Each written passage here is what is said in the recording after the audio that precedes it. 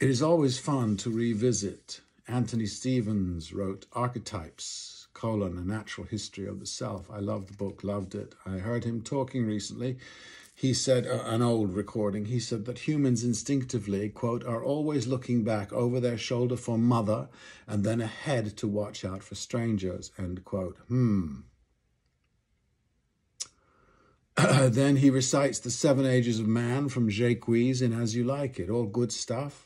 When great significant writers quote their brethren or sisterin, hopefully. But let me ask you, I have played the part. He is a desperate, insecure misanthrope, a figure of fun who, in my reading, is almost redeemed, but not quite by the end, or can certainly be thought so. Adding quickly, I do love the fellow and empathize with his plight. But why quote him? Quote, all the world's a stage and all the men and women merely players. They have their exits and their entrances, and one man in his time plays many parts. His acts being 7 ages, at first the infant mewling and puking in the nurse's arms, and then the whining schoolboy with his satchel and shining morning face creeping like snail unwillingly to school, and then the lover sighing like a furnace with a woeful ballad made to his mistress' eyebrow, then a soldier full of strange oaths and bearded like the pard, jealous in honour, sudden and quick in quarrel, seeking the bubble reputation even in the cannon's mouth, and then the justice in fair round belly with good cape unlined, with eyes severe and a beard of formal cut, full of wise saws and modern instances, and so he plays his part.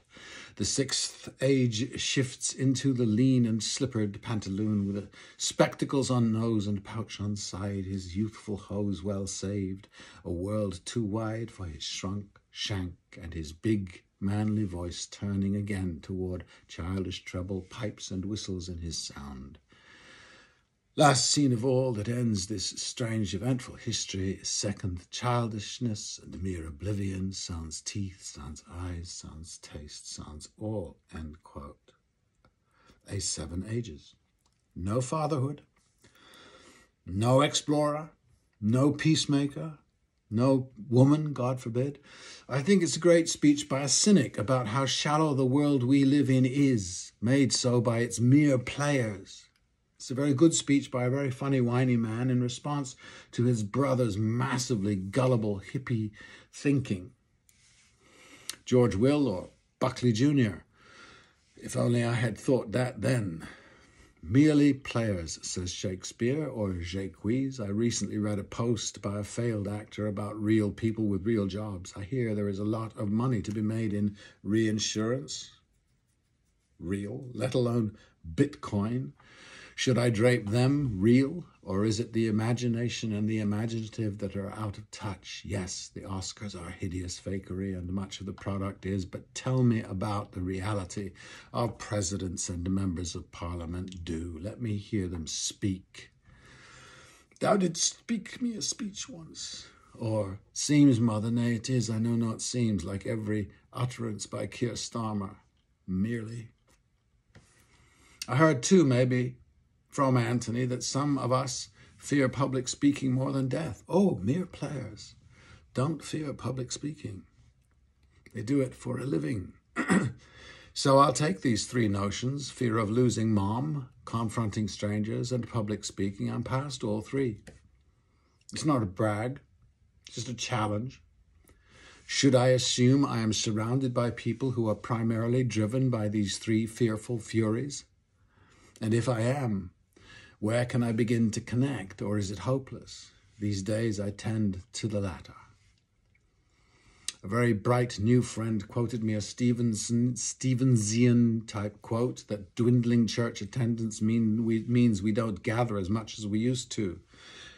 We did gather more in church in the strict acceptation of the term, but not communally. It was a lemming or sheep activity, flocking to the shepherd to hear him drone on for several hours on a day a week about how awful we are and how unifying all this is. All our trials, Lord, there is no confessional for telling a good story. Only one man in the parish is allowed to a good parable, a superior moral tale. Yes, they do have raffles and bake sales, trips to the Holy Land du jour, but you are herded, unquestioning, to kneel. And there's no dialogue, No exploration, no discoveries allowed, only homilies need apply. This person is not human. His 7 ages went, then out, brief candle. Life's but a walking shadow, a poor player, poor again, poor, mere one, who struts and frets his hour upon the stage and then is heard no more. It's a tale told by an idiot, full of sound and fury, signifying nothing. Okay, then, where the hell is Ma? Yesterday, I shot my last scene in a TV show I've just finished. It has been one of the best experiences of my mere profession, full of best experiences. It was not complex nor profound on the page, except I was playing a villain, which always hints at an inner depth.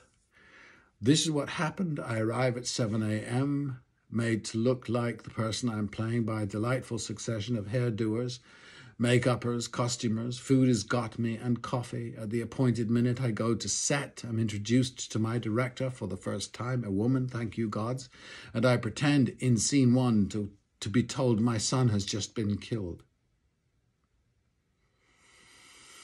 I am to cope with the news in a broken line of 3 phrases. They are very good. Then move on to the ordering mass murder on the phone in prison, in case you wondered. There's one rehearsal. Cameras are placed and we shoot the short scene 3 or 4 times before the camera is replaced for a closer shot. In between each take, the newly met director comes in and suggests improvements, tells me what she does and doesn't believe, and we complete the scene. She is amazing. This activity is frighteningly intimate. Fear of public speaking, indeed. We shoot the next scene where I hear on the same phone that my vengeful mass murder has failed.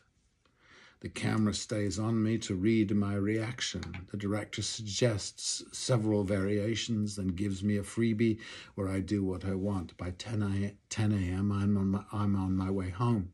So, what happened there? I can't tell you, but I know it's nice. I wonder what it would be like to witness this, not to do it, but to see it, be in the room when it happened. I know when I have, the Beatles writing songs or Bruce Springsteen, it is but rare to see.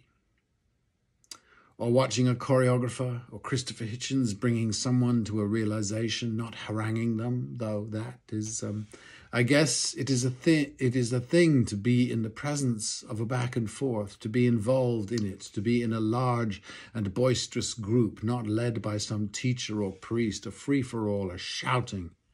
Then I knew it. A democracy. The best thing we do communally, argue.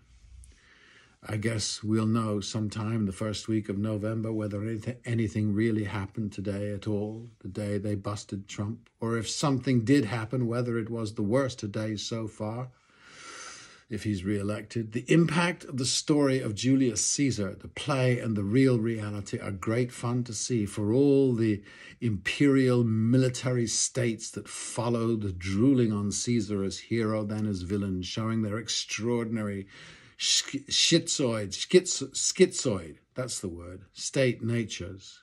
We celebrate today. On this day, a friend texts me, sic semper tyrannis. Well, it sounded lofty. The truth, Brutus and the togas ensured a dictatorship. The court in New York just might have ensured another Trump term. But on we go, learning,